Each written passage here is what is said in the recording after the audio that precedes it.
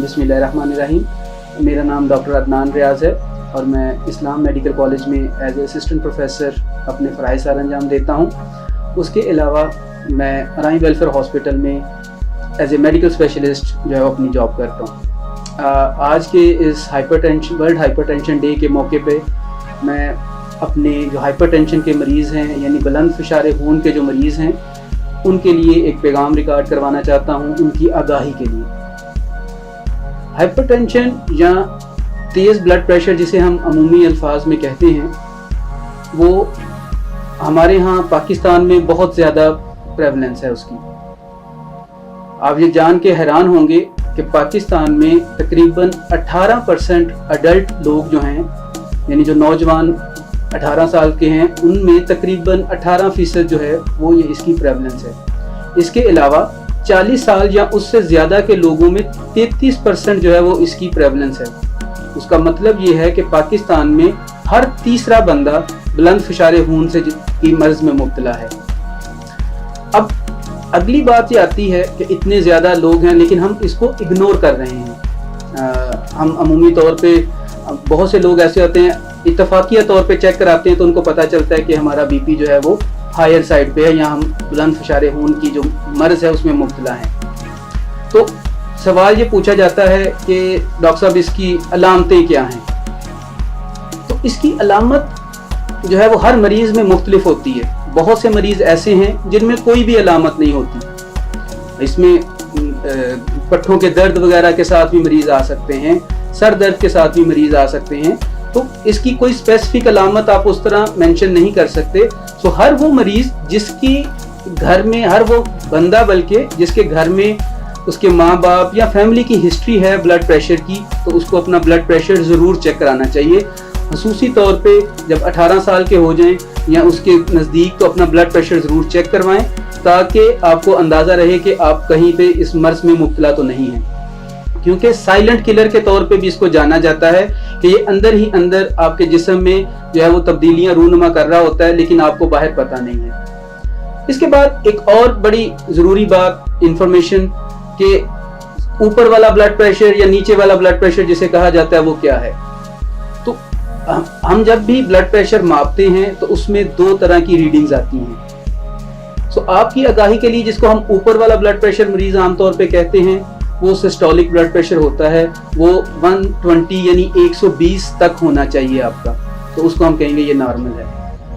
अगर आपका बीपी 120 ऊपर वाला जिसे हम सिस्टोलिक और नीचे वाला बीपी जिसे आप डायस्टोलिक हम कहते हैं वो 80 तक होना चाहिए, ये नॉर्मल है। तो 120 और 80 आपका नॉर्मल बीपी है।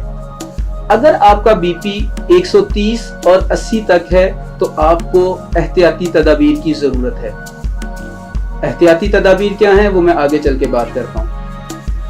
उसके अलावा अगर आपका बीपी 135 और 80 से ऊपर रहना शुरू हो गया है तो इसका मतलब ये है कि आप हाइपरटेंशन या बुलंद फ़िशार खून के मर्ज़ में मुब्तला हैं और आपको मेडिकल एडवाइस की ज़रूरत है।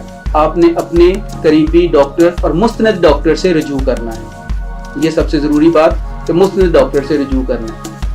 उसके बाद एक और बात, अगला क्वेश्चन मरीजों का ये होता है अमूमी तौर पे कि डॉक्टर साहब दवाई कौन सी लेनी है। तो दवाई के बारे में क्योंकि ये एक आगाही के लिए मैं मैसेज रिकॉर्ड करवा रहा हूँ तो ये सारा कुछ पूरी ट्रीटमेंट तो बताना मुमकिन नहीं है, लेकिन जो एक मैसेज मैं आप लोगों को देना चाहता हूँ वो ये है कि हर मरीज की दवाई उसके मुताबिक होती है, उसकी फिजिकल कंडीशन के मुताबिक, उसकी उम्र के मुताबिक, उसके जुमला बीमारियों के मुताबिक उसकी जो है वो ट्रीटमेंट होती है।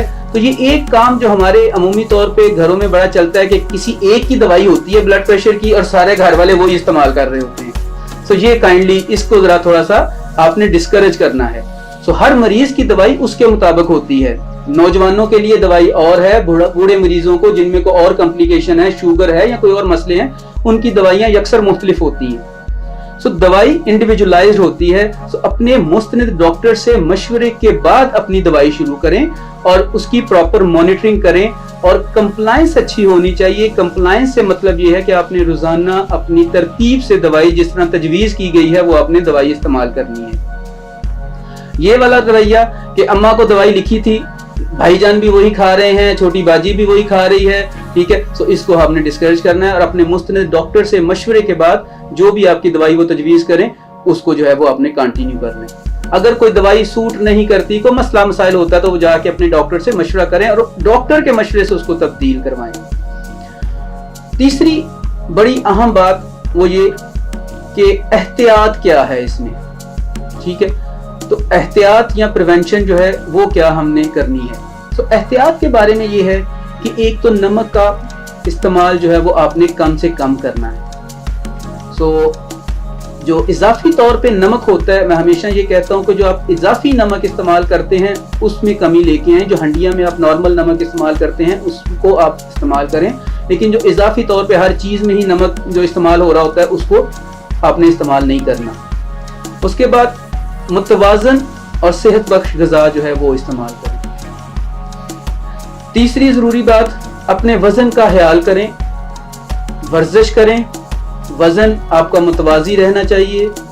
और बहुत ज़्यादा जो मोटापा है वो भी ब्लड प्रेशर की चंद अहम वजूहात में से एक है और कंट्रोल करने में हमें फिर प्रॉब्लम आती है। उसके बाद जितनी एक्टिव लाइफ आप गुजार सकते हैं, जितना आप अपने एक्टिव लाइफ से मुराद ये है कि आप तो वर्जिश का शेवा अपनाएं या उसके अलावा वॉक जो है वो डेली कम से कम 30 मिनट, हफ्ते में 5 दिन लाजमी आपने वॉक करनी है। तो वॉक करें, मुतवाज़न ग़िज़ा इस्तेमाल करें, नमक का इस्तेमाल कम से कम करें और एक और इम्पॉर्टेंट बात, तंबाकू नोशी से परहेज करें।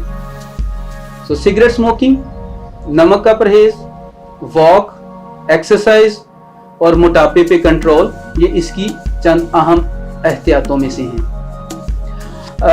आखिर के ऊपर सिर्फ एक बात आपके लिए मैसेज दे रहा हूं, ब्लड प्रेशर पे कंट्रोल, इसका मतलब जिंदगी पे कंट्रोल। शुक्रिया, अल्लाह हाफिज।